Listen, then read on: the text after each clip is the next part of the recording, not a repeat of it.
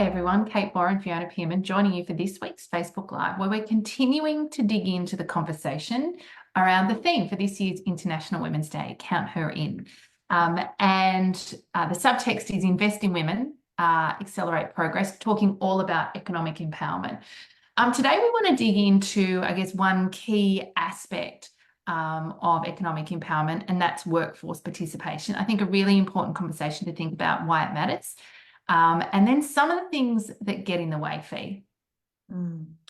Yeah, we know that this is a big topic. We know it's something organisations are conscious of.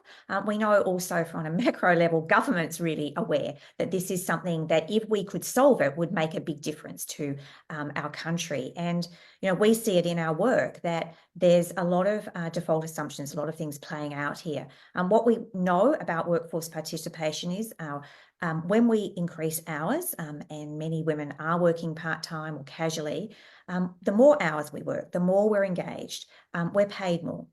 As we do that, we also gain more experience. And just simply the exposure, the being part of the dynamics, the having to navigate through some of the challenges of the workplace means that we are enhancing our skills and our capabilities as someone in the workforce. And that, you know, inevitably leads to more opportunities. More opportunities are likely to come to us. People are likely to see us. We're possibly more visible. And so progression opportunities are more likely to be available to us when we are fully participating in the workforce. Yeah, I think the other thing is we know in the absence of our work that the more experience you get, the more confidence you're likely to have. For many of us, a major source of our confidence is our skill, capability, and our experience.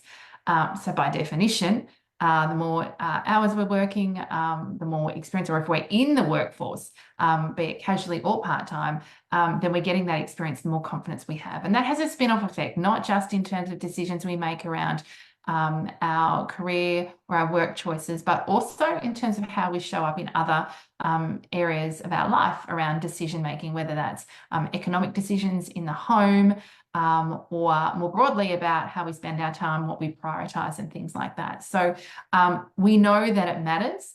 I think it's a tricky one when we think about some of the barriers that get in the way here. You know, we do have a significant, I think the numbers, 57.3% of women work either part-time or casually. And so that's roughly a 24% difference to how many men work part-time and casually as well. And look, you know, encouraging you to dig into some of the great reports and data with GR. Their report in 2023 has got some great stuff around here, but when they start to dig into, we start to dig into the research and all the reports here, you know, the societal norm that we have around male breadwinner dominance, or you know, the orientation. You know, we hear stories all the time around you know, expectations at a societal level, and often within our own family systems around women compromising their career choices or taking time off and career breaks to be able to be the primary caregiver for their family and children. Yeah, I think this is something we've all got a part in here. We've all been raised in this society. We've all seen our parents do certain things. We've all seen other people in our family. And when something becomes a norm, when it's seen as kind of countercultural for women to work full-time, to fully participate in the workforce, when that's kind of not seen as the norm, people tend to question themselves. They tend to think, well, maybe that's not the best thing to do. The idea that, you know, only women are really equipped to look after small children, we know that's been proved time and time again to not be the case. And yet we kind of have a lot of default assumptions and potentially quite a lot of loyalties to that way of thinking. And what we're asking here is we start to inquire into some of those default thinkings and beliefs and assumptions that we hold individually that are maybe playing out and causing people to make choices that they're not necessarily fully aligned with, or that are actually supportive of them doing all that they're capable of. Yeah, I think when we think about our work and our contribution to this whole conversation, our priority and our main focus is that women are making aligned choices with what is right for them. So if their choice is to participate in a part-time capacity, awesome, amazing. What we know is that a lot of women are opting out of full-time work, taking the part-time or the casual employment pathway or workforce participation choice, because it's too hard to do it any other way, or it's too expensive.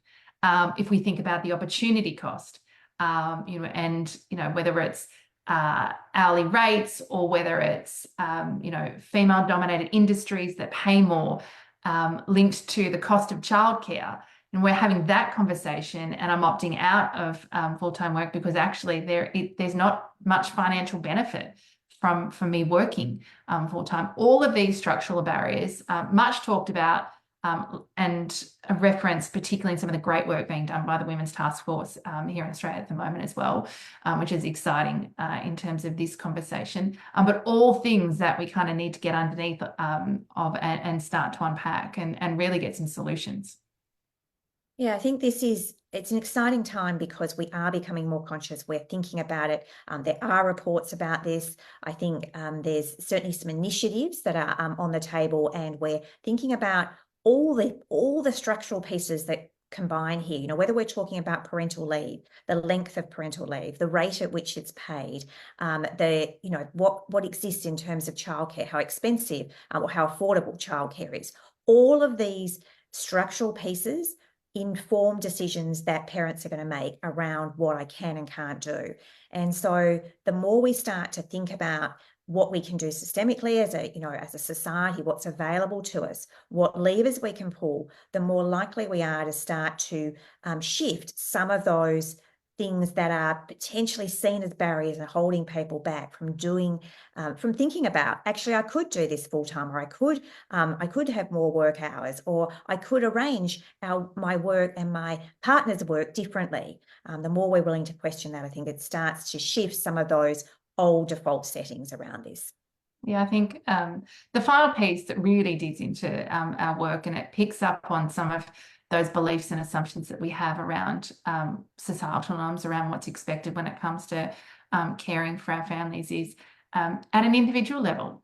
Some of the beliefs and assumptions that we make around maybe the compromises that will be required if we are to take on certain jobs or certain roles, but equally the skill, capability, experience that is required of me in order to be able to put my hat in the ring for roles as well. What we know is that women often overestimate what's required to do a good job, or what's required to be successful in a role, and underestimate their own skill, capability, experience. And that really is at the heart of the work that we do, supporting women to get really clear around what is required to achieve success in an organisation, not in the old way, but potentially challenging that and doing it in a way that aligns with them, so they're not making unnecessary assumed compromises, but equally empowering them and supporting them to articulate and share their values, so that they are clear about their skill, capability, experience, and they can put their hat in the ring for more opportunities.